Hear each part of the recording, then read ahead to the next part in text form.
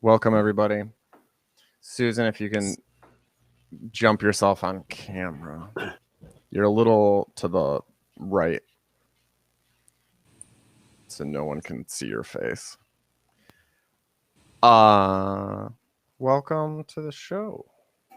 I got a couple things that I need to set up tech-wise as Olatunji and the other people jump up. Thank you for being here, everybody. If you are watching this on YouTube after the fact, you can fast forward about 20 minutes to get to the stories, or you can hold tight and you'll get the lesson. Log into Twitch. Get the chat up. Success. Super success. All right. And there, we're ready. We're streaming everywhere. And people look good. You look great, Noah. That's a first. Well done.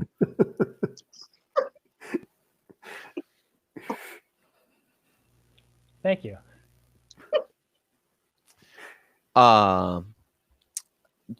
Do you want to start us off, Mac? Yes. Hey, everybody. Welcome to the Workshop Show. The guy with the real microphone and the headphones is my co-host, Daniel Andrew Wade, and he's also the producer of the show. Dan? Hey, everybody. We are going to have a fantastic show. Hi, Kay. Hola. We have Rebecca Andersen with us. MacDevitt here is my co-host, and he is a lover of stories, and he's going to take it away with the rest of the introductions of how this show is going to run down. So here's how we're going to do it tonight. Dan is going to start us off with a 15 to 20-minute lesson about what you might want to think about when you're telling stories. Then we're going to do a quick introduction of the crew using this prompt, and you're welcome to join us and in the chat respond to the prompt. I knew I had to start over when. Then you're going to hear two stories, one from our featured teller, Rebecca Andersen, and one from one of the crew members. After each story, there'll be an opportunity for feedback, questions, comments, suggestions, and on the chat, you can participate in that as well. We're glad to entertain those and what you have. And after that is when the real workshop magic begins. Because the teller, and this is a challenging thing to do, will take that feedback, take what they want, and then they're going to turn around and retell their story or part of their story again using the feedback. This is great because it gives us all an opportunity to see a number of things. One is how it will work with that feedback to reconstruct or change or improve a story.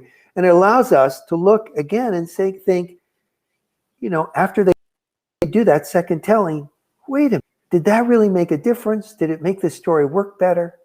So that's a part of the magic, that immediate retelling using the feedback by the teller. Now, at this point, I always seem to forget something. What is it?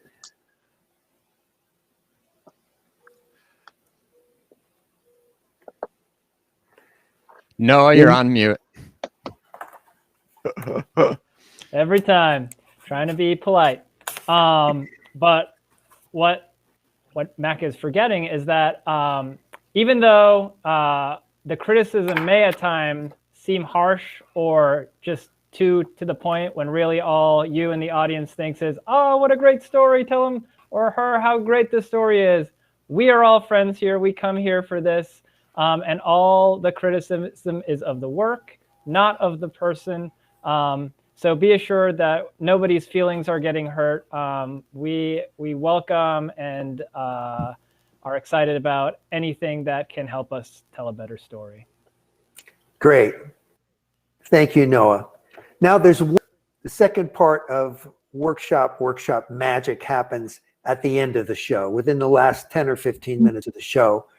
And that's when one of the crew members takes one of the stories and retells that story in their own voice. And we'll talk about more about that's important. That's a really cool exercise to be doing. So Dan, you want to pick up and start with a lesson? Yeah, I would love to. Thank you, everybody. Thank you, everybody who's in the audience, sticking with us today. Good to see you. Okay, so cleanup stuff. Noah's been throwing out a ton of great articles at storyluck.org. We have just started publishing our masterclass essays, and so that's what this week is going to be about. And March 15th is the deadline for the 99-second story slam. You submit that to us just by creating a video where you tell a story, and then you just @StoryLuck. Just tag us, say @StoryLuck. We will see it. It'll shoot to our emails and inboxes, and then we will promote it out. Right now, there's 3 people who are in, so the chances of you making it to the next round are really good.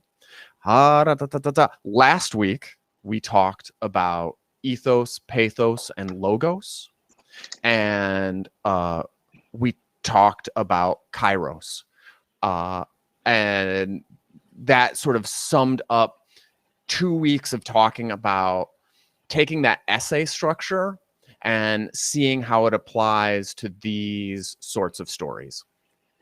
And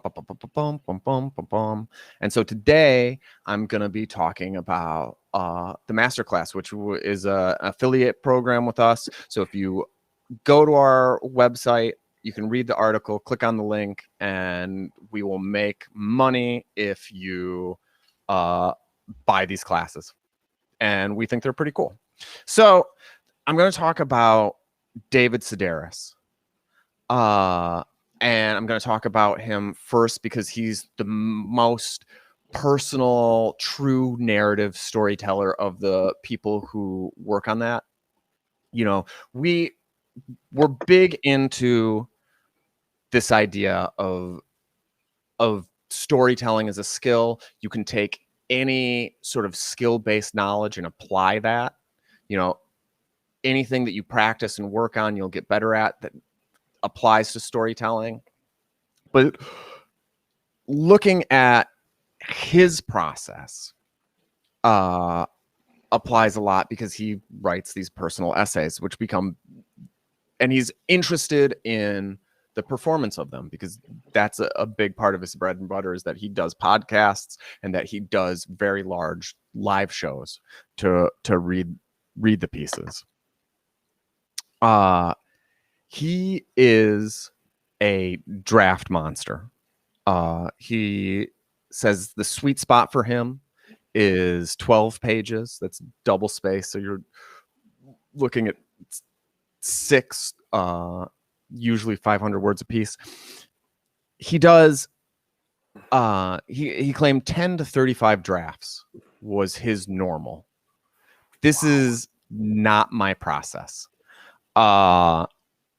And it was interesting to see. One of the things is, it seems like David Sedaris, I think, and I don't think I'm wrong about this, that he is at this point famous enough that they would publish his first draft, right? And he could get away with it. He shows them sort of side by side. He keeps them all. And you can see at 10 pages the shifts and changes, and it's pretty good. From my perspective, after that 10th draft, you know, it's a little bit gilding the lily. You know, it's, but the thing about it is, right? The thing about it is, if you do 35 drafts. You've pushed all these pieces, right? You've treated it sort of like a chess puzzle. And by keeping them all, you can go back through it and say, this is why I moved this here, and that made me move this here. And you can analyze the path of your thought process. And so that's an interesting thing. The other piece of this puzzle of why doing excessive numbers of drafts can be really helpful is that you see that these things are good, but you get this sort of repetitive practice in. You learn how to do these different techniques, even if you don't use them. And then you can apply that knowledge to future stories that you're working on. So even if this doesn't embolden you to like keep this kind of work ethic and draft ethic up for yourself for everything you do, it's a good thing to try every once in a while. And the other thing I'll say is with a lot of these, a lot of these courses have a bit of the what, right?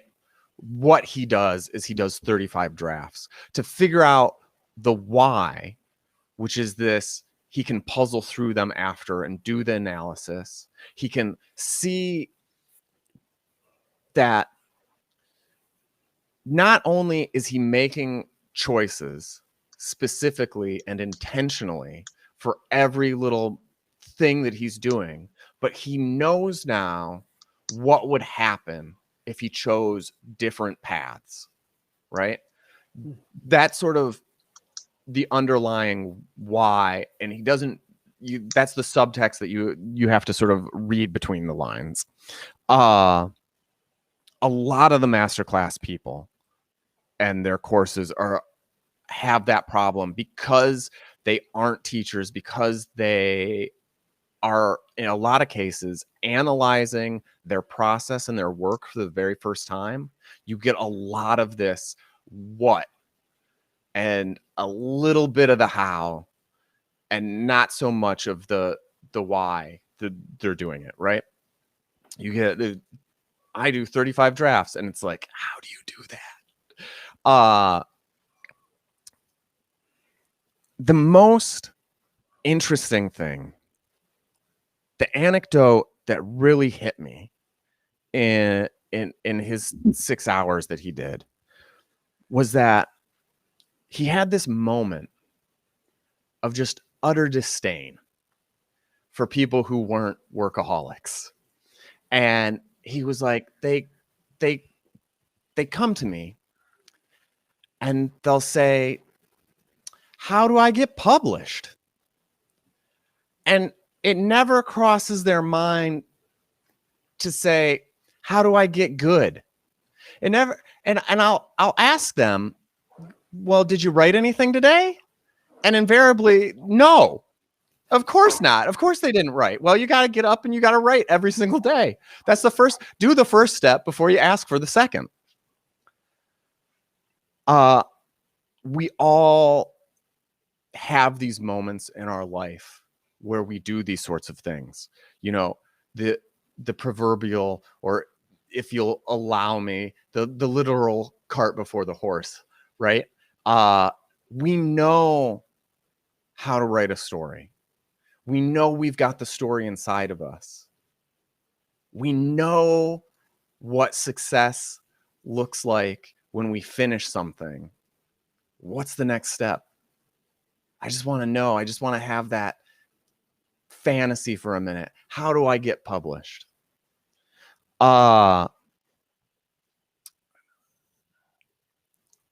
It does matter to know how you get there. The thing basically everybody says to that is read, read, read, write, write, write, submit, submit, submit. If the goal is to get published, if the goal is to be on a podcast, you just got to put it out there and over and over and over again. Again, that's a little bit of the what without the how. But that is the what answer. I know I'm stuck.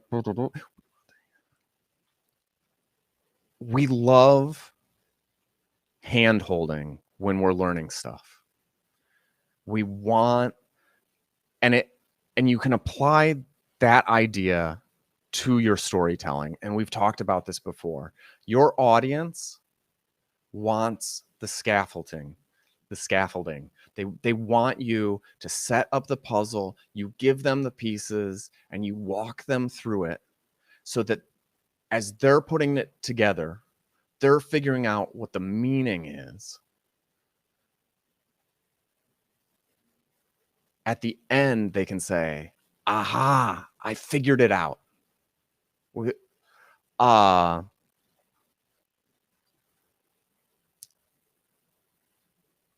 He goes on, and he's got a very specific anecdote near the end of the thing where he says, this elderly woman comes up to him, and she says, oh, I'm in my 80s, and I have a book in me. How do I get published? And he just looks at her and he says, well, you got to write it. You got to get it down. And she says, oh, but I've been so busy for 80 years. And isn't that the rub? And I think he's right. You know, he turns and he looks at the camera and just very plainly, you know, that was 10 years ago. She never wrote that book. It was in her heart to do it. She goes to see a live show of one of her favorite authors, and the thing she wants to tell him is she's got a book inside of her. And that just hit me. How do you do it? I think a big part of it, and a big part of what we're doing here with Story Luck and what we want to build in this community is that it does help. You know, we've got Story Luck Study Buddy. We've got all these things. Have accountability partners. Have people who are excited to hear your work and listen. And thank you today for being those people for us as we work on these stories. And know that if you've got stories that you want to tell, we're here to listen to you too. And that's the end of my lesson for today. So thank you guys so much. Great. I'm going to kick it back over to Mac. Thanks, Dan. Okay, moment you've been waiting for, of course. Let's do crew and of our guest storyteller, Rebecca Andersen. Crew members, you can just jump in with this. The prompt is, I knew I had to start over when. I knew I had to start over when no one in the lunchroom would let me sit at their table. I knew I had to start over when the scarf I was knitting had more holes in it than the scarf should have in it.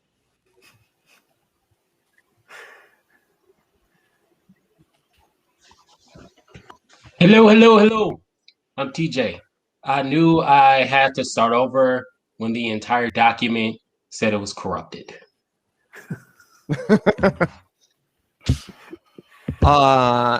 When did I need to start over? I had a friend and he said, Dan, this is ridiculous. We're moving to New Orleans.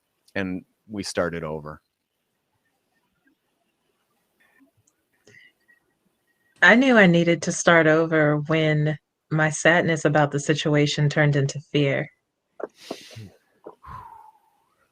Rebecca, are you in? Yeah, I knew I needed to start over. I knew I needed to start over when, after I had fought the idea of moving to Chicago so hard, I knew I needed to start over when I dropped the envelope in the mailbox. Yeah, that's good. I knew I needed to Uh, start over when I had loaded everything I owned into my little Volkswagen Bug and left my first marriage for the first time.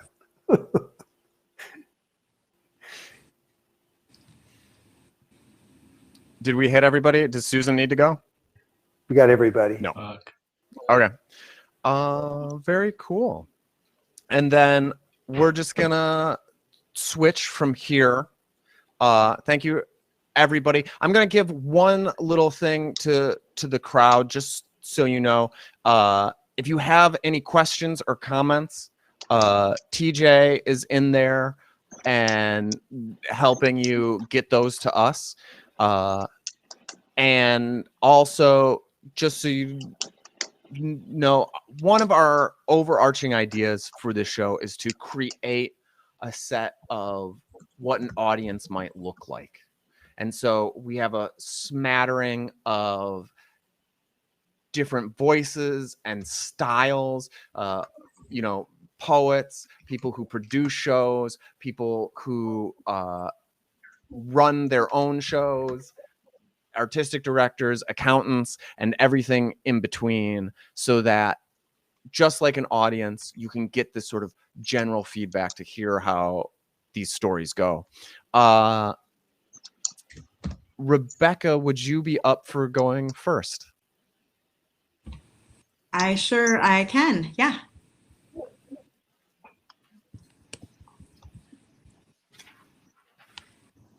I was crunched onto my boyfriend's couch in the suburbs with his dog and my Bible commentaries. I'm a preacher. It was a Saturday night. It was about 10 o'clock. And I got a text. Ba, is this still your number? And I felt it through my whole body. There are people who call me Rebecca, Beck, Reba, but there is one person in the world who calls me Ba.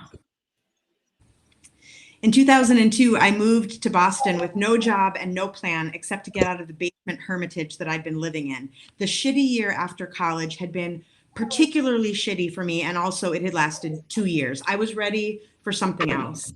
I was ready for more people.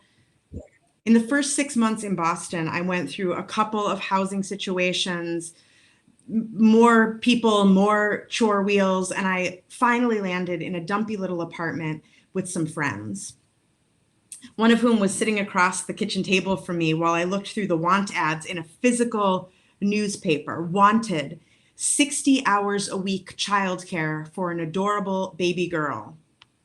I circled it, but then I recycled the paper. 60 hours. And then sometime later, I thought better of it. I dug it out. So I was standing in front of a brownstone, dressed more or less on purpose, like I was a nanny from a book. Like I had a long woolen skirt and a cozy sweater and kind of a slouchy hat. The parents had asked prospective nannies to bring something from their own lives to share more of who they were.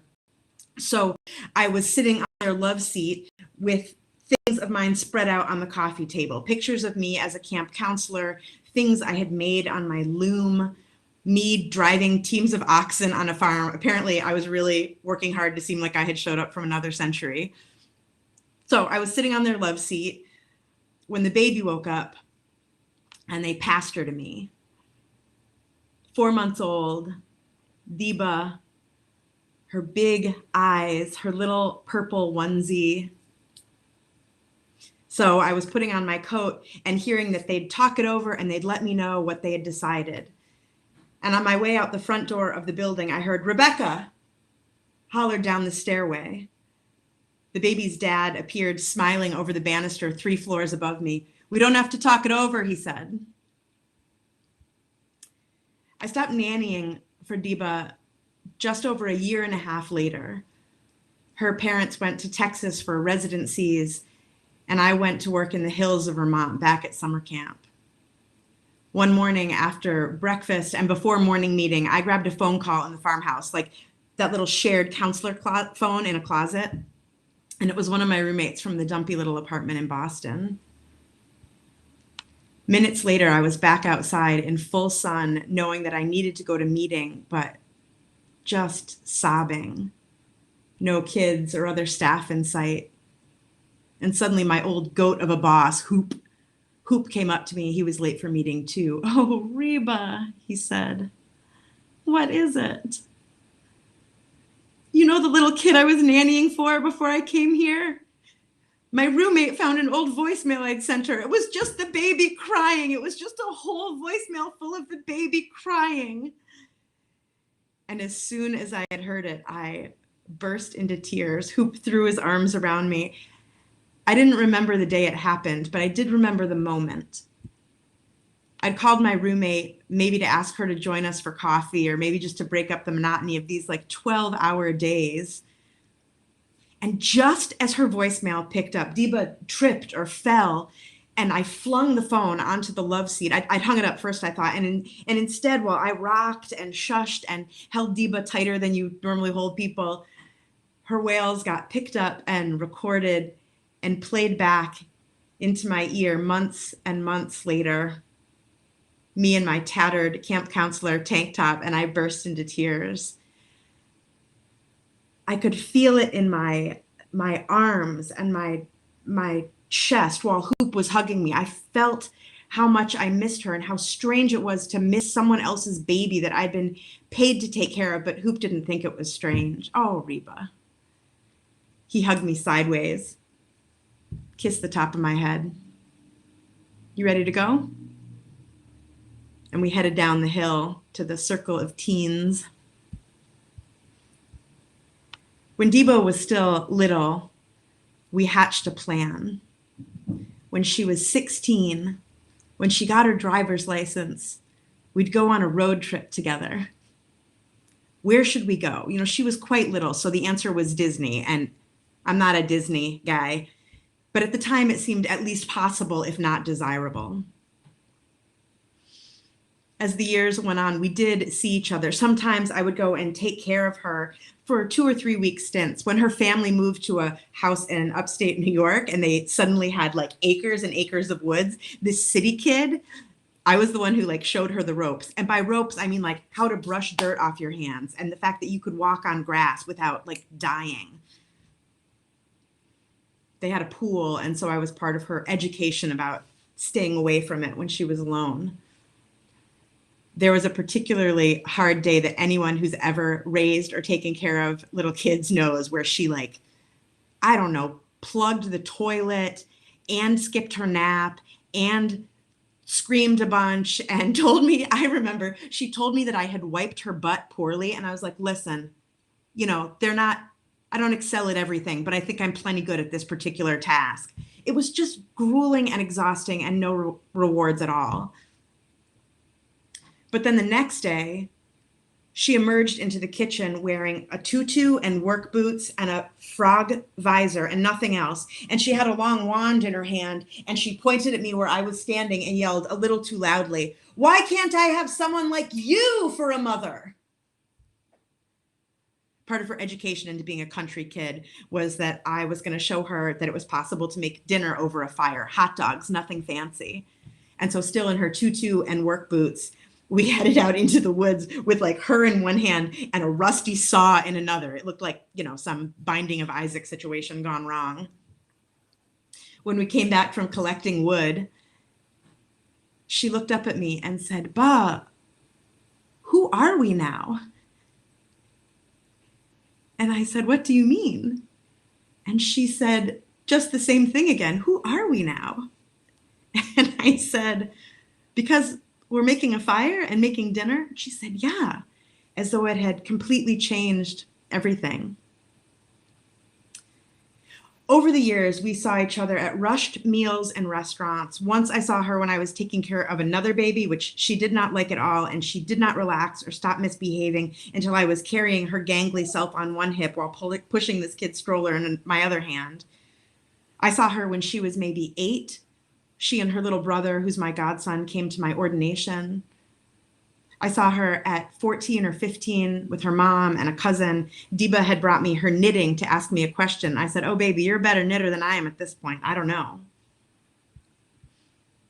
She got her driver's license.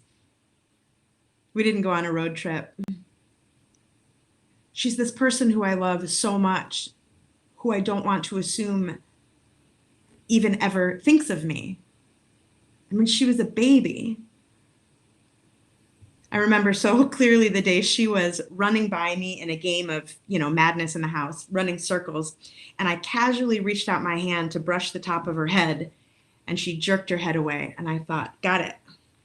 Your body. So a few weeks ago, I was sitting on the couch in my boyfriend's suburban living room, and I got a text message at 10 o'clock, 11 o'clock at night, her time. Ba, is this still your number? And I felt it in my whole body. It is, I said. It's me.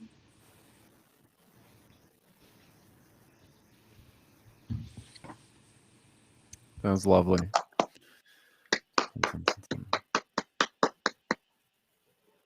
Oh, there. Yeah, that was great. Boom, boom, boom. Let me touch. All right, there we go. What if I put you on the side?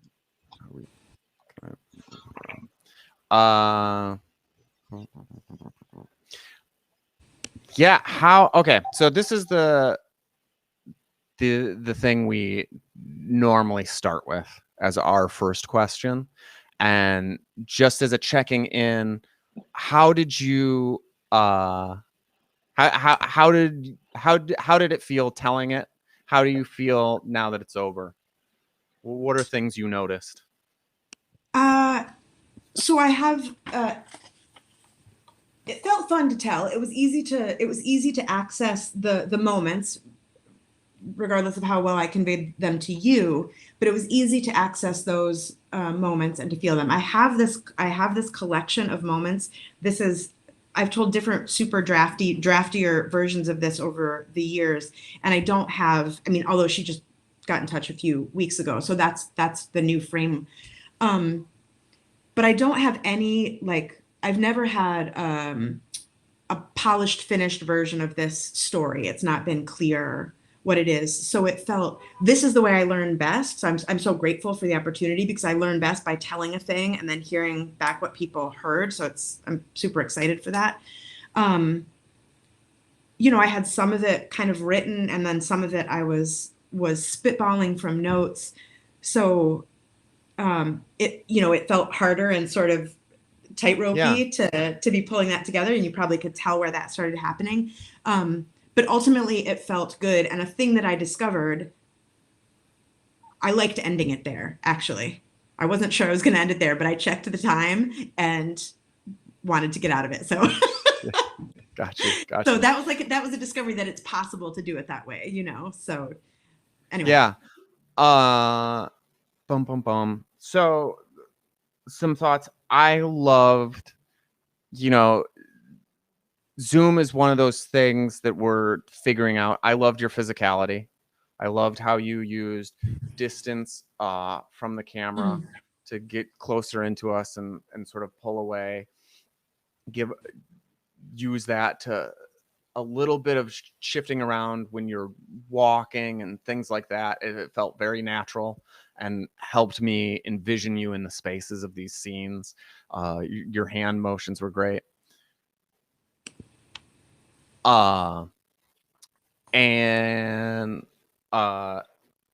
Kay threw down a line that she liked into the chat. Do you want to give that to us? I mean, it's just kind of summed up the whole story for me. It's like the thanklessness of doing this job, but the love you had for this little person. You've wiped my butt poorly. Like, really? It was such an outrage. Thank you for that.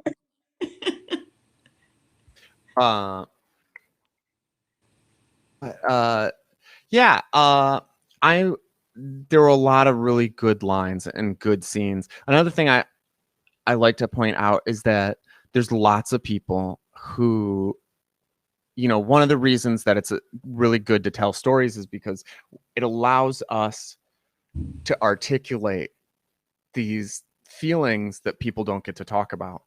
And I think that this is one of those tough ones. Love for another person's kids and missing them and feeling some kind of way about it. So it's a really strong story to me, just from that get-go of there's going to be people in the audience who will be like, yes, I needed this. There's a woman who I saw her. She was a nanny for years and years in our neighborhood, and the family moved away. And just bringing it up that I noticed that she had changed kids, she couldn't even talk about it. Couldn't even talk about it. Yeah, Mac, do you have some stuff constructive? Oh, do I have? Got it. Are you, Rebecca? Sort of for you, what is the heart of the story? What is it about? Really in the heart of it? That's always what I hope you'll tell me, Mac. Okay. But I'll tell you. I mean, yeah, tell me, please. So what I feel is kind of an imbalance in the story in some ways. You tell us really clearly how much she means to you. Mhm. And it's obvious that there are times that are just so special for her. Like when she says, why can't I have you for a mommy, for instance, or who are we? But to me, the thing really tough is when you said, I didn't want to assume that she ever thinks of me. And that's, I think, Dan, what you're talking about too. But that sort of when you're in this position of real love for this child, and yet you kind of feel like you don't have any real standing. Like you wait for her to call you, for instance. So I think I'd like to hear more in the story. I hate to say this, but a little bit more like of your agony, or even like what's happening in your life. What are I trying to get some even thing? I'm doing a bad job at this, but I want to know more about this tentativeness, kind of, like for you not to be able to call her, in a sense, not be able to assume those kinds of things, and maybe a little bit about what's going on in your life in some of these times, and how come. Okay, I want to give Susan a chance to get in here. Susan, did you have some thoughts? I was probably, thinking along the same lines as Mac, with just like, the relationship maybe a little clearer about how, the nanny, is as close as a mom, but still isn't the mom. So, it's got to be like a hard line to keep going back and forth on. Yeah. Noah?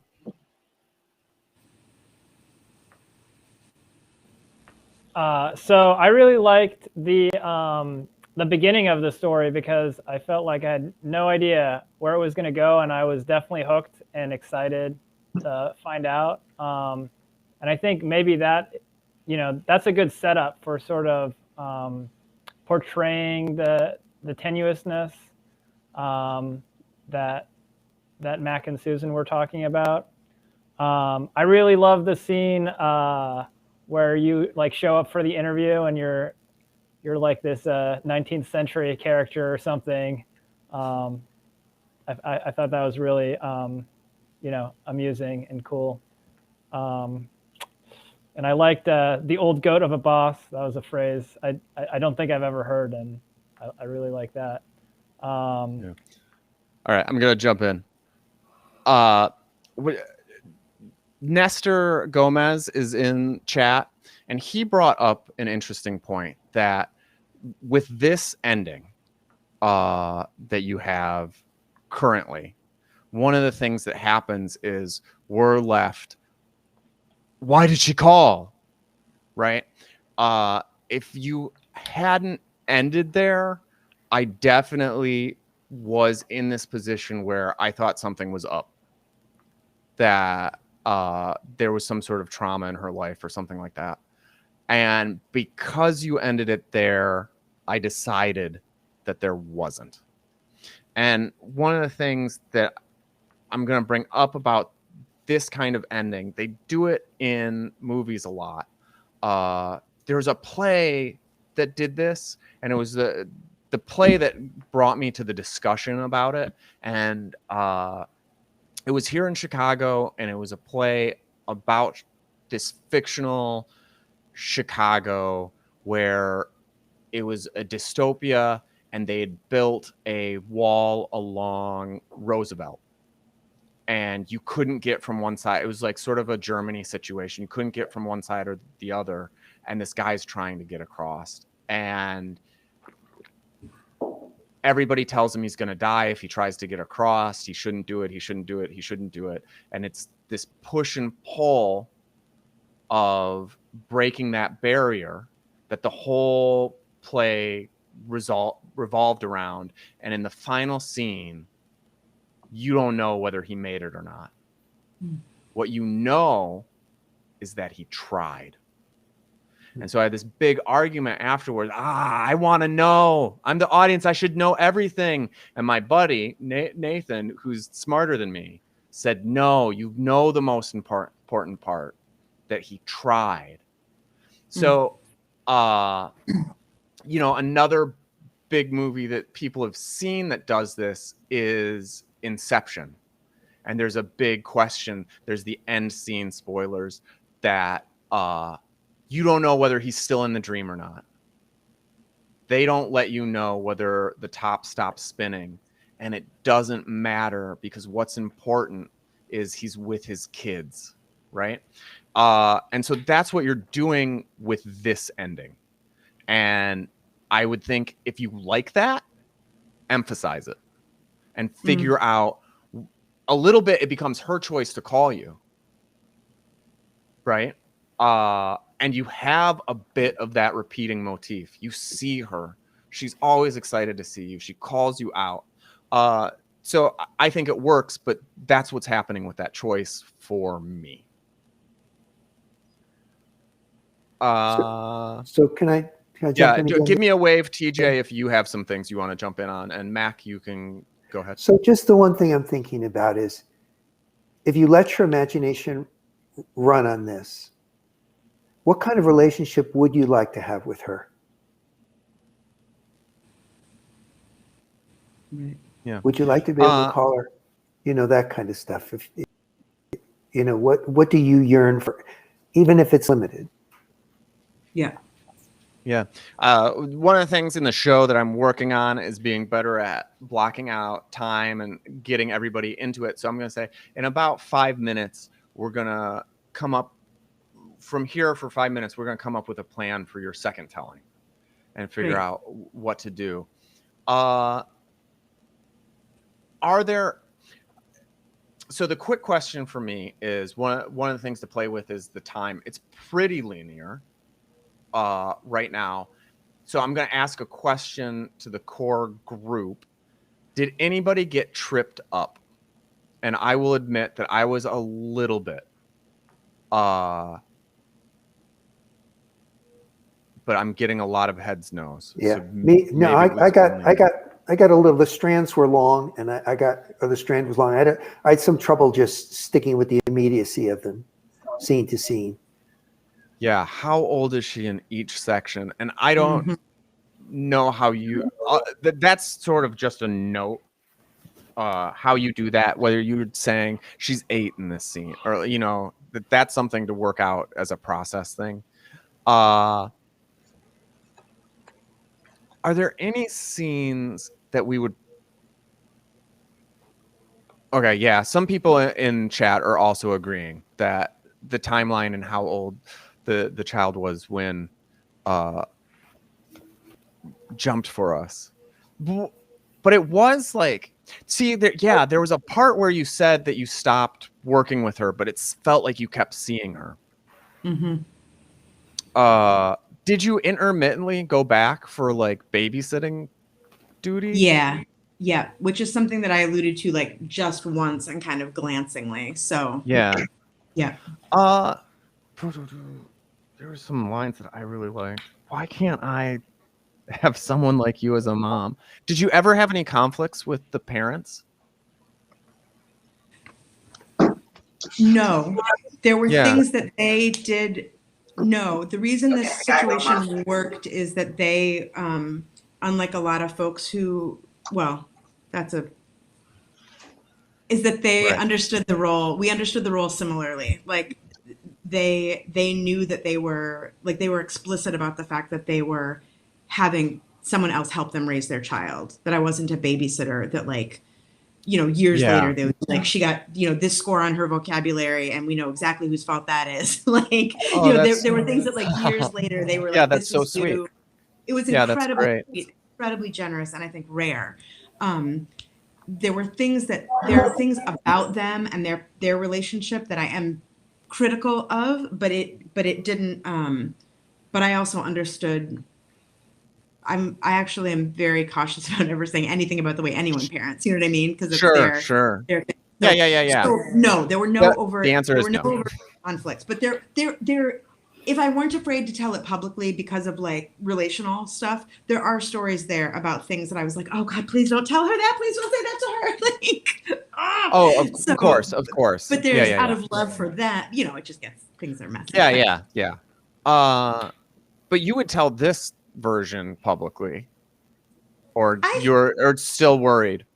I'm the only reason I'm worried is because she's back around. I mean, my whole, there is stuff that I didn't explore in this, as many people have alluded to, about my, like, I have talked more generally in life about, because I'm someone who is loath to like get up in a little kid's face, like there's no one of any other age who you would just touch without asking, or like talk about their body or whatever, if you didn't have a relationship with them. So I almost err on the other side. Like I love little kids, but I'm like weirdly formal where I'm like, hello, you're 2. Are you a handshaker? Would you like to shake hands? Seems great. Like I'm, even though my tendency is like, oh, let me get in there and give you a hug. So I have this weird thing that's both general and true of her life where I'm like, I would totally be like all up in there, like talking to her, being a person for her. But because of my caution, it's almost like. Yeah. No, all that I've got. I didn't get into all that. What is the, how about this? We're going to just start off. Give us like a minute or two of what it looks like if the ending goes a little longer. Right. So there I am. I'm back on the couch. But is this still your number? It is.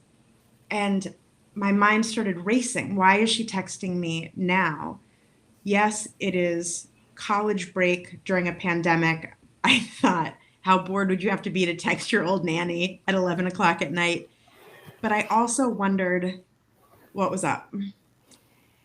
So we did some like friendly small talk back and forth, me sort of treading this overly cautious line. And then out of the blue, part of what makes this story hard to tell, fourth wall, is the thing that I'm about to say takes like so much explanation. So I already alluded to the fact that I'm a pastor, but I'm a pastor of a new church that I started with my co-pastor. And she, and we called it Gilead right before Hulu released the new Handmaid's Tale. It's also biblical. It's fine. We're not authoritarian dictators. So anyway, in this like friendly small talk exchange, this kid who I think barely knows me, who I wonder if she ever thinks of me, says, how are things at Gilead? And I was like, oh my gosh, she is tracking me much more than I thought. And I thought Gilead describes itself as a queer storytelling bar church. And the kinds of people who reach out to me, strangers, people I know, to say, so how are things at your church? Something very specific is often up, which is that they are some kind of spiritual refugee looking for some kind of sanctuary. And now I'm not trying to make it a story. That's just the circumstance. So my wheels were turning on what might be going on for her and who I could be for her now and how. Yeah. Well, that's great and that's interesting, but I don't think that's the story. Personally. It adds a whole, like this whole, it goes in this whole other direction. That's a different story. Yeah. You're very, to me, in the version you gave us, your role is clear. And it's sort of like you said in our little discussion and why there wasn't conflict. You knew what your role was, they knew what your role was, and they continue to hold the proper boundaries and lack of boundaries in that, right? You get the access. I think you can still have that be the story, right? What is my role? Both those things can be true, and you can tell both of those stories, but they're different. Yeah. And I just love this so much as it was. The joyousness of the moment brings me to a question of what do we think the conflict is? What you like this question. What are your stakes? Yeah. I mean, for me, the stakes are something about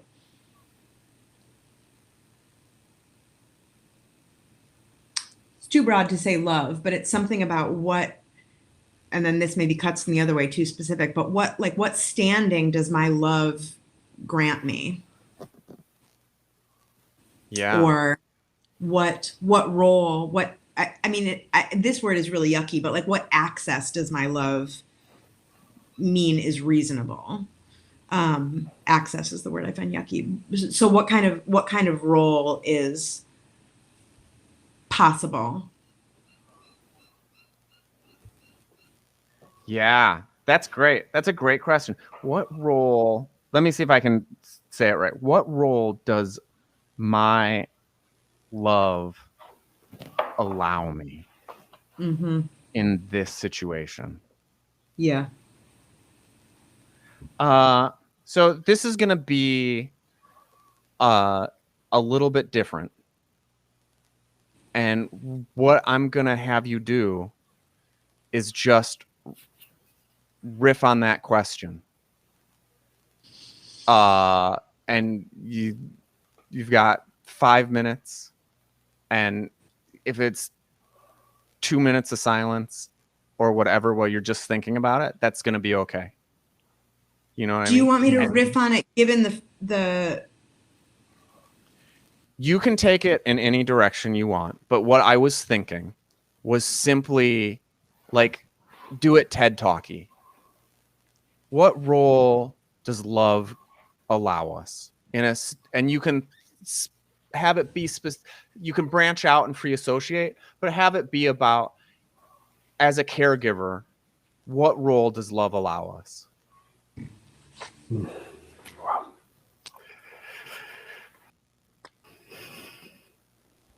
And you can start whenever you're ready. Too tough, Dan, I think.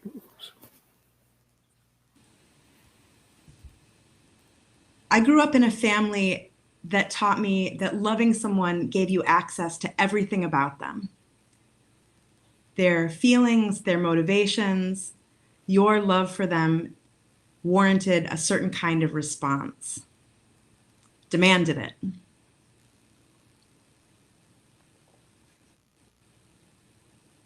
When I was a little kid, that worked for me.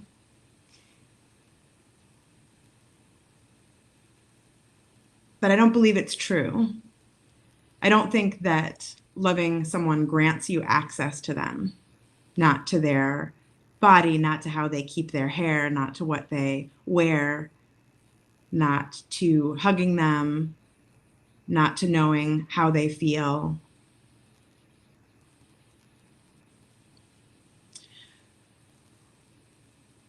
Which has made me, or contributed to my being particularly cautious around kids. I'm a real kid person. I am happiest working with middle schoolers. They're really my jam.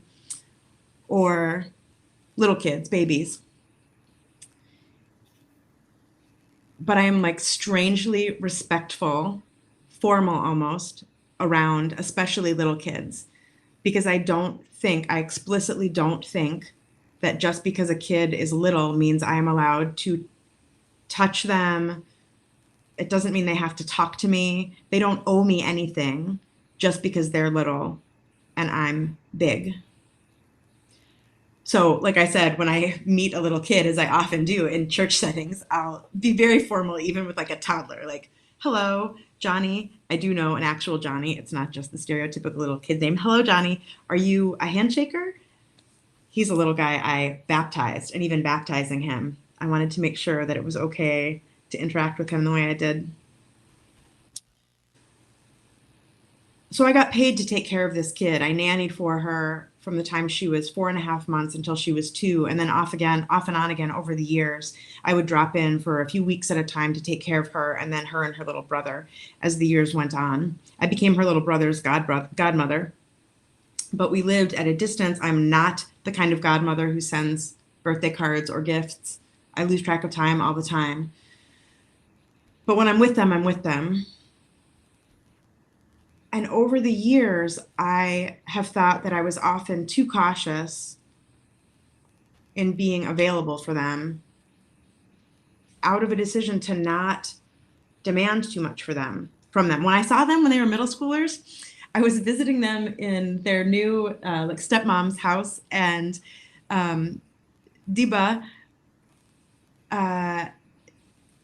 Deepa's dad asked her if she would make me a sandwich. And I said, you don't have to make me a sandwich. You don't owe me. And her dad said, oh, yes, she does. And she made me a sandwich. That's perfect. That's perfect. Yeah. That was lovely. Thank you so much. Yeah, thank y'all. Let me check in with you, because I think Mac was a little worried that was going to be tough. That seemed like a tough thing, but you took it joyously, and thank you for playing with us and like having this sort of feedback with us. Did it feel good? Did this feel helpful to you? I'm putting you on the spot. It totally felt helpful. Yes, it totally felt helpful. It totally felt hard, especially like to riff on this idea, which I think is absolutely like at the heart of this thing. And it's tricky for probably some reasons that you can hear. It's like tricky personally, and then it's tricky with this this family. But totally helpful. I like thrive on this kind of thing. It's great. So thank y'all so much for so much generous time and feedback. So one quick thought, Rebecca, you could into the story that you just told. Weave that awkwardness, weave that uncomfortableness, weave that questioning. Anyway, thank you. Thanks for doing that. It was really profound and wonderful. Yeah. Well, thank y'all. Yeah. So I threw it into our private chat, but I haven't seen. Does anybody up for picking up the slack for Loco? His kid got super sick, and so he can't make it, and he just texted me, and he was our other storyteller. Does somebody want to jump up and try a story? I do have one if people want it to be me for today. Dun, dun, dun. I'm getting nods. Okay. Let me see. Let me bring it up. I'm in a place. I've been working on this for, oh my goodness, for a while. This is, oh no, wait.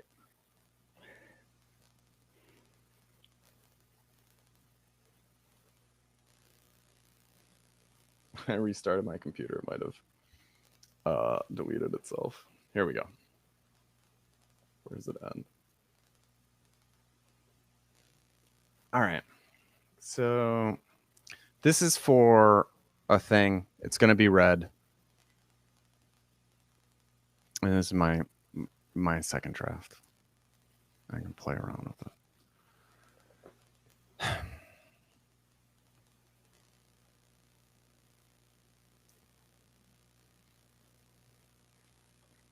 There's this lyric I misheard and can't help but mishear even now that I've seen the liner notes.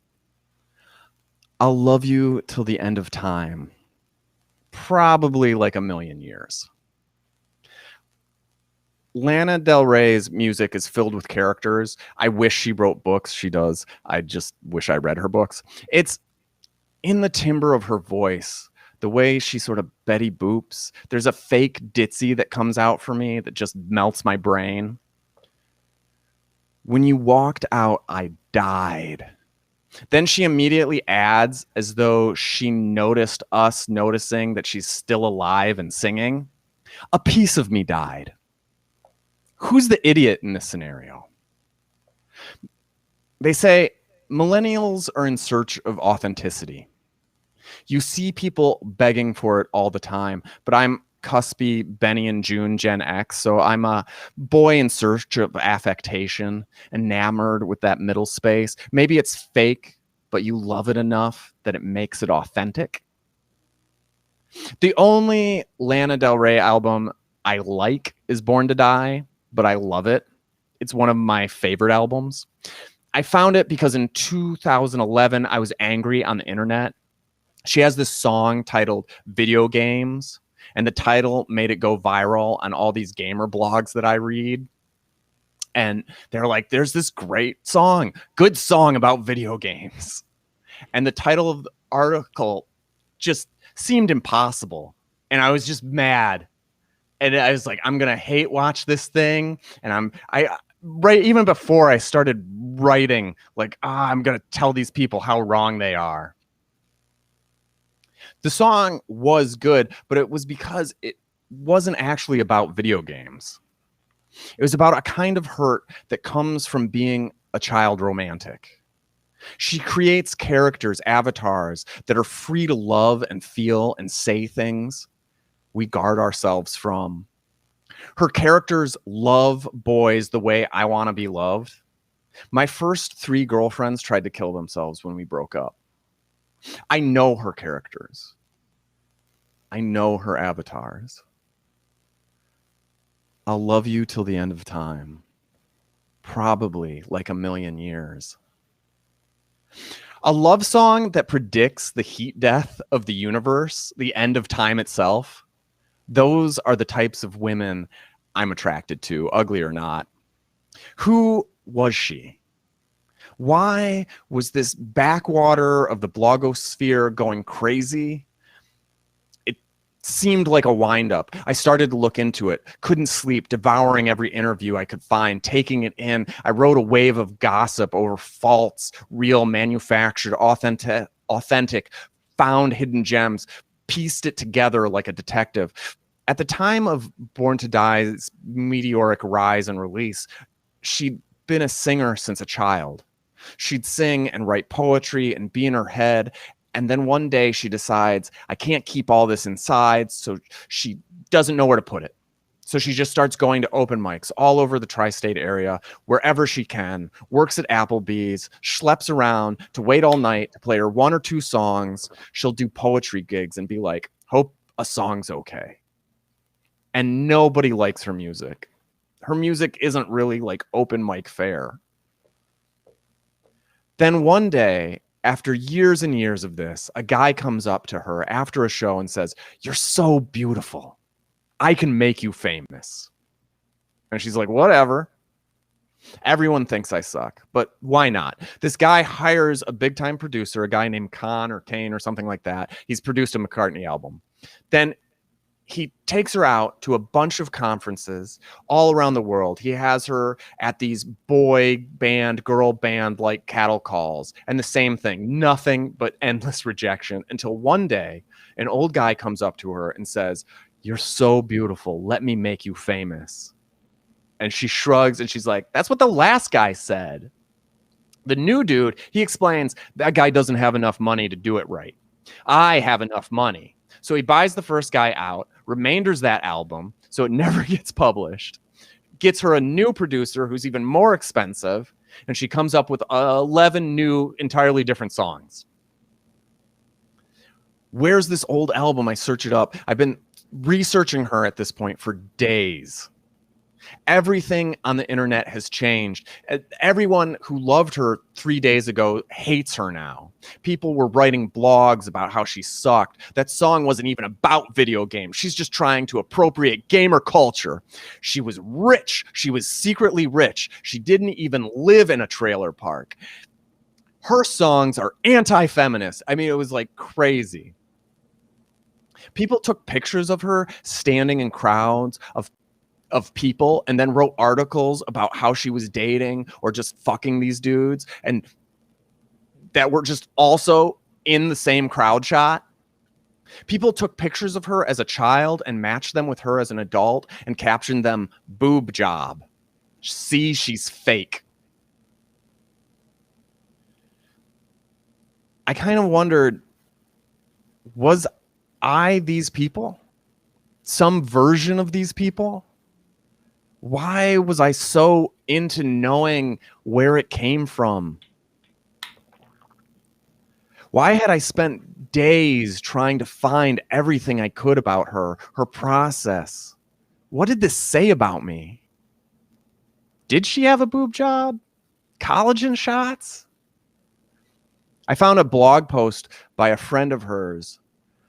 She just looks good in lipstick. Boys are dumb and mean.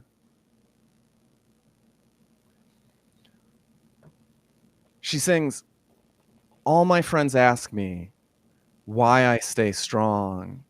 Tell them when you find true love, it lives on. Because there's no remedy for melody.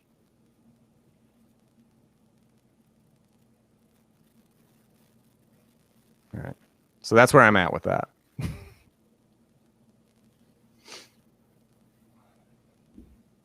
Thanks, Dan. I just like Lana Del Rey, and she does get a lot of hate, and she does say some interesting things in the media, but when you're an artist, you're supposed to say stuff that really fucks with people. So she's right on brand.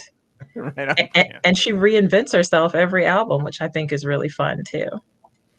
See, I like it for the opposite reason. I feel like she sticks. I feel like it's all in that same flow. There is that idea of like she's haunted by like a love story, but visually she keeps turning into these like Americana, I don't know what you call it, archetypes, I guess. So she's like a flower child one moment, and then she's like this bad girl and she's like on the back of somebody's Harley, and then she's like a siren, and she just does different things with her look, and I appreciate that. And yes, Born to Die, one of her best albums. But you can't sleep on, this is my last thing. What is that song? It's about being in California. It's a particular piece in about California. It's like called Long Beach or something. I'll look it up. But it's one of her best songs. It's all moody and atmospheric, and like somebody's just got like guitar and drums for a little bit, and then it opens up and there's more to it. I was like, go ahead, little Lana, different things with your musical style. Even it wasn't her usual like floaty, haunty. It had a little bit of like basement rock going on. Maybe somebody in chat can figure it out and throw a link at us. The California song. Boom, boom, boom. Yeah. So Dan, you know what I'm going to say, right? I'm a little nervous about it. There was a bomb that went off in the middle of that. My last 3 girlfriends. Oh yeah. I choked up on it a little bit. So again, what I think about is I thought it was, a really fine story and territory I knew nothing about, but could follow. And I heard your obsession. I heard your stakes, and there was something that was driving you.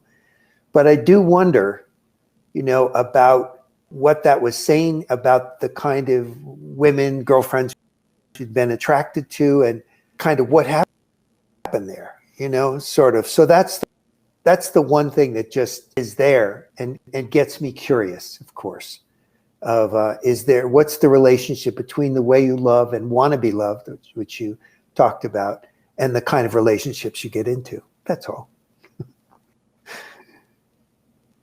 Could there be a parallel thread, or at least touching back on those kinds of things?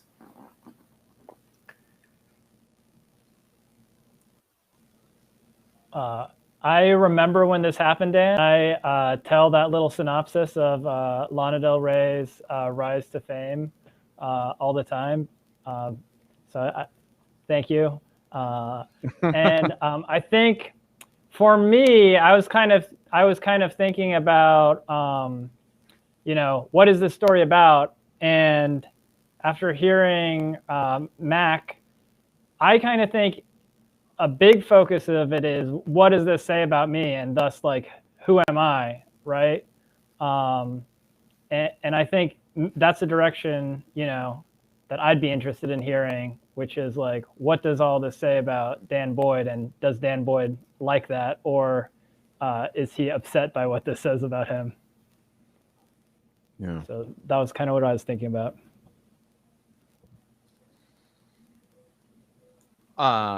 Sometimes we don't do a good job of this, but Rebecca, you can throw in anything that you want to throw in, but don't feel obligated. Thanks. Dun, dun, dun.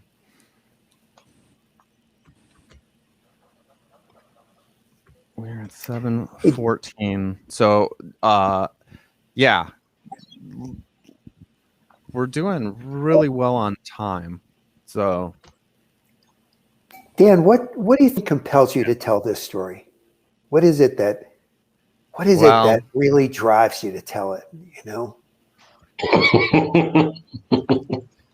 Well, now a piece of this puzzle is I'm just trying to find ways to make Story Luck stories searchable.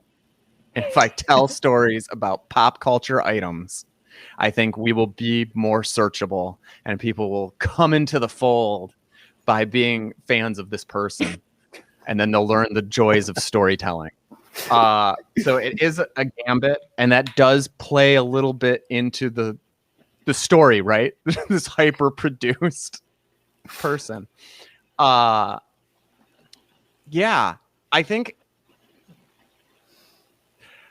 I'm going to punt to Noah. What makes you tell the story? Oh, I don't know. It's just like a little slice of how the world works. You're talented, you have something to share with the world, but you need a rich guy, and then you need an even richer guy to, actually make it happen. And it's funny, and it rings true. I mean, especially like, I don't know. I think in this day and age, we're all very sort of focused on, how the system works and that it's not exactly fair. Yeah. But it's just a funny story. Yeah, it's a funny story. It's how the world works. I like all these layers of how the world works, right? We love you. We put you on this pedestal for 3 days and then we tear you down. You can't be on the pedestal unless a kingmaker puts you there. And then we're going to create this narrative around it, really, that is, and in other drafts of this, it's a little clearer, but the narrative that the media created around it was that she was this self-made woman from the trailer park. And they just made that up. And then they found out their own lie. And, she never said any of that. They just people just started writing that. And then they used it against her, as a weapon. And in all her early interviews, she was just super frank about it.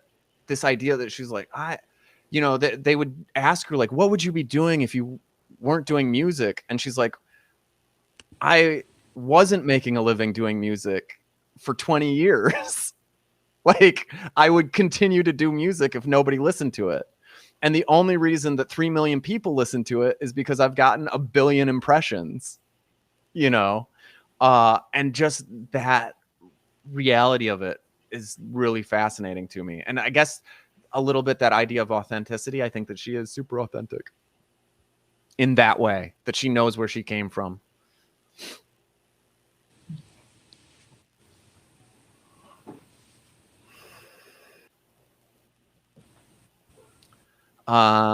Susan, and then TJ, if you have anything after that. I know it's hard for you. TJ's flipping his head no. Yeah, TJ, the one thing that he said was, and I'm going to go big for this. If you have not followed us on Twitch yet, hit that follow button. It's a big deal for us, and it helps us out a ton. Thank you for the 2 people who've done it already. Boom, boom, boom. Yeah, we are on all social media at StoryLuck, and let's break it down. And I think we'll end the show early today. Oh, it looks like, and then after this, we're gonna all hang out on Twitch or on Discord. And if you want to hang out with us and ask us questions that you didn't get to, thank you, everybody in chat who's been throwing things at us and suggestions and things like that. Yeah. Are you going to do a second telling, Dan? Yeah. Do you have an idea for how I should frame it? That was going to be my question. I'd like to hear. I'm trying to figure out how to get in on this one. But maybe you could she was your girlfriend. You know, what you would do together, you're so attracted to her. You went down the rabbit hole so deeply. Just let us hear some more from you about what, besides the story, you're attracted to her. And so this is just one throwing it out there.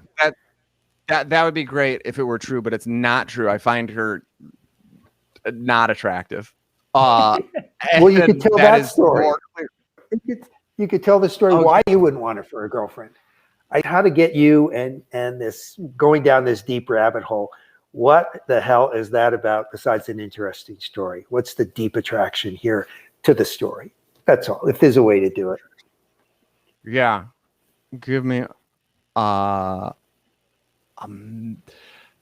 give me a minute to think about what's the attraction. If it's the authenticity, if I could talk about the authenticity. Talk about the space. You talk about something about the way she does things and it opens up a space between things. You're clear about that in her songs. Yeah.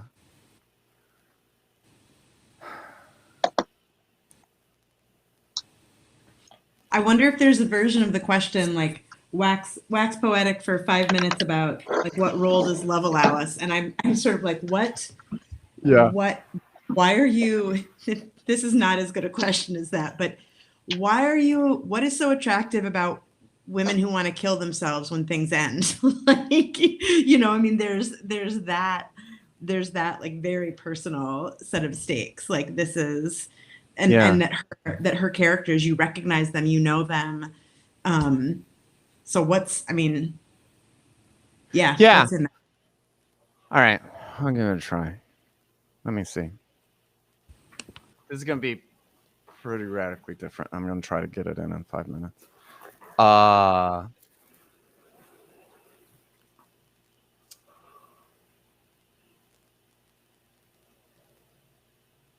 What's in?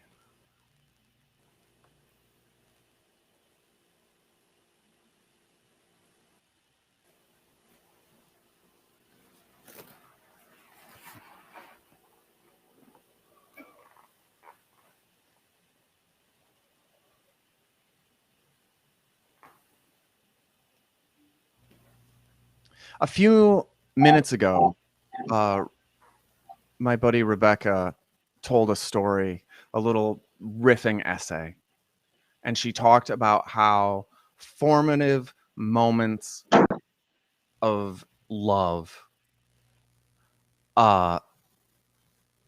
lasted and morphed and changed over time. And I had some super dramatic No, I shouldn't say it like that. How should I say it? I am a juxtaposition of calm in a storm. I look dramatic. I like people who are dramatic as long as it isn't painful. And there's this singer-songwriter, and I'm listening to this song that she's written, and there's a lyric in there. I'll love you till the end of time. Probably like a million years. And it reminds me of somebody I dated. She would be like that. She would say these ridiculous things, like she knew when the heat death of the universe was coming. She'd say things like, we're not star-crossed lovers. We're stars that collided. She, within a week of knowing me, would finish my sentences. And I could do hers. Before I would start speaking, she'd say, stop. Is this what you were going to say?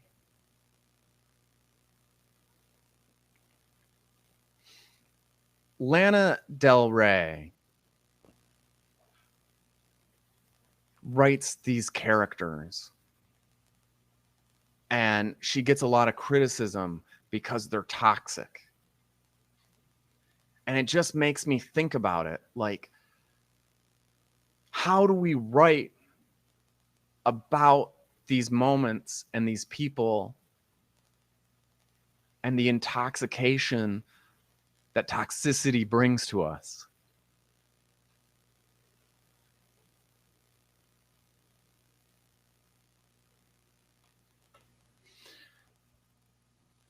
There's another lyric I like where she says, there's no remedy for melody. And melody is the thing she's super into, clearly. She's got a big range. I don't know a lot about music. I can't like tell you a Voltretto from a Colorado. The Colorado, probably not even a real thing. But I feel it. I feel like I get it.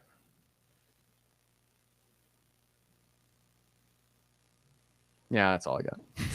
I tried. Yeah, that was a tough one.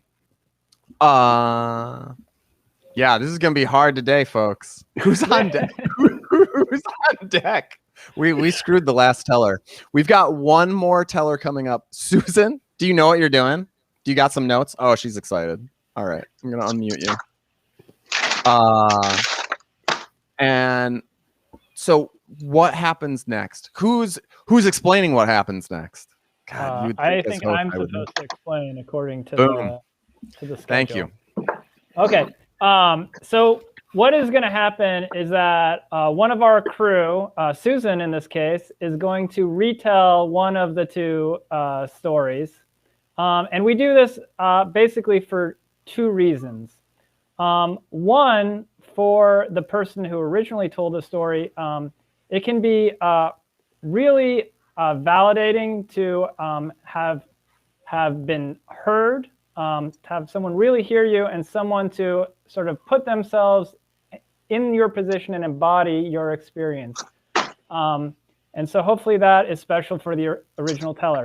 And then for the audience, what you get is you can very concretely see the role of voice. Everyone has their own individual unique voice, and that's something we try to help you bring out. But you will see the perspective shifts, the tone shifts. The whole thing is completely different sometimes. And it's really rare to sort of see that happen in real time. So that's why we do that.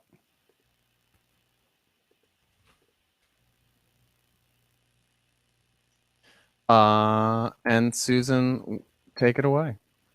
Okay. I am going to try to tell Rebecca's story. So we'll see how I do. Okay. So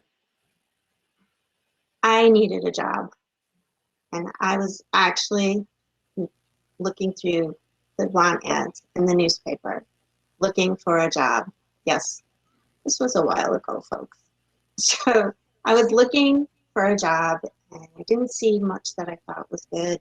And I saw one that seemed sort of interesting. I love children. And it said 60 hours per week for childcare. And I was like, 60 hours? That's quite a lot of childcare, as much as I love children. So I threw it out. Into the trash it went. And then kept looking for jobs, not finding anything I liked. I dug through the trash, pulled it back out. It was like, yay, childcare. Okay, I'm up for this. I can do it. So I called up the people and I got an interview. They said they needed somebody to take care of their 4-month-old. They said, come to the interview with things that would show us who you are. Well, I don't know why, but for some reason, I decided I should be somebody pretty much out of, the 1900s someplace. I showed them the things I did on the loom, the things that I did around campfires when I was a camp counselor. And so I brought all these kinds of things with me to the interview. And I showed up to the interview dressed much like Mary Poppins, a wool long skirt, and a white shirt, and trying to look the part of a formal nanny. So I get there, and I'm like, hey, these are my things. And we laid them all out on the table. And they talked to me, and I talked to them. And then all of a sudden, they handed me their 4.5-month-old. She was delightful. She had big, big eyes, and just the 4-month-old baby fat on her. And I just bonded instantly with her, at least from my point of view. She was delightful. They said, just wait. We have to discuss it, talk it over. I said, well, of course. And I left. And as I'm going down the stairs, all of a sudden I hear a booming voice, Rebecca, wait. I turn and look. He says, the father of the beautiful child, we don't need to talk it over anymore. You have the job. I was thrilled. She was a great 4.5-month-old. So I was doing this with the little girl, and most things went very, very well. But every once in a while, there'd be a time I'd be on the phone with a friend discussing something, and she was older now, kind of a toddler, and she fell. And I ran to get her, and I thought I'd said goodbye and hung up the phone, but I hadn't. And I'm just cradling her and trying to calm her down from her fall as she's screaming and wailing into my friend's voicemail phone system. So that was one time. That didn't go quite so well. But most of the times, we did a lot of stuff together. I read to her, took her on walks. We even had a plan when she got a little older. She was talking now, and I said, hey, it's like, where would you like to go once you can drive? She's like, Disney. So we had a thing where we'd go to Disney once she got her driver's license. I'm not much of a Disney person, but I'd go. That's where she wanted to go at 16.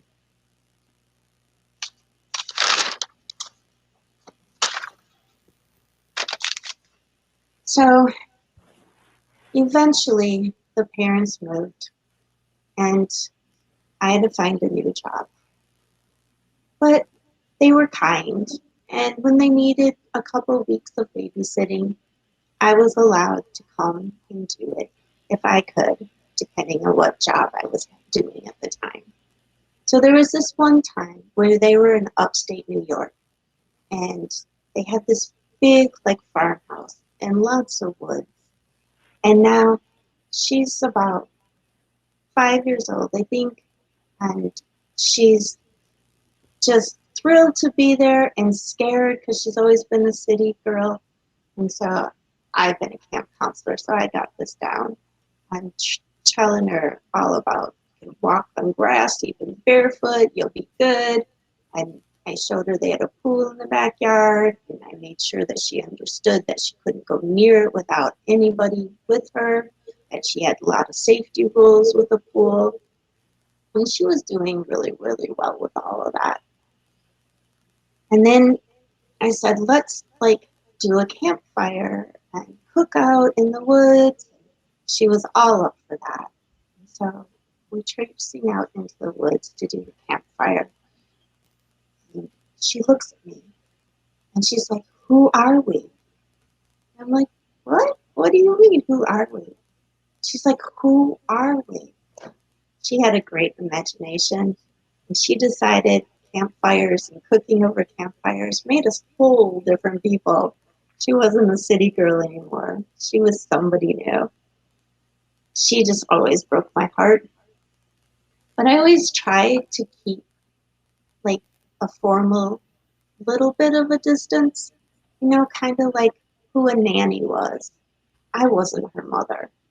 As much as I loved her, I knew that I wasn't the one that was going to be in her life all the time unless she wanted me in her life all the time. But we had fun when we could. So she also had a little brother, and I saw him when she was about 8. And the family and I were pretty close, and so I even got to be the godmother for the little brother. She did finally become 16, and she had not asked me to do the road trip to Disney. I did love her a lot, but I thought that she needed to reach out to me. I couldn't force myself on her. So I'm in a new place now, in Chicago. It's during the pandemic. I haven't heard from her in a while. And then all of a sudden, on my phone, I get a text. Ba, is this still your number? There's only one person who calls me Ba, and that's her. My heart was flooding with love and at the same time a little worried. You know, it's a pandemic. It's 11 o'clock at night. Not sure why she's calling or texting, but I say yes. It is I. Thank you so much. Bum, bum, bum. And thus ends our show. All week long, basically every day, we're going to be throwing up articles into storyluck.org. You can check up with us there. We're posting things on our Facebook all the time.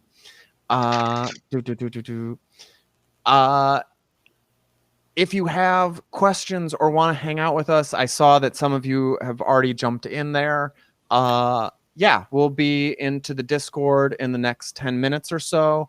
Thank you so much. Probably sooner than we won't be 10 minutes.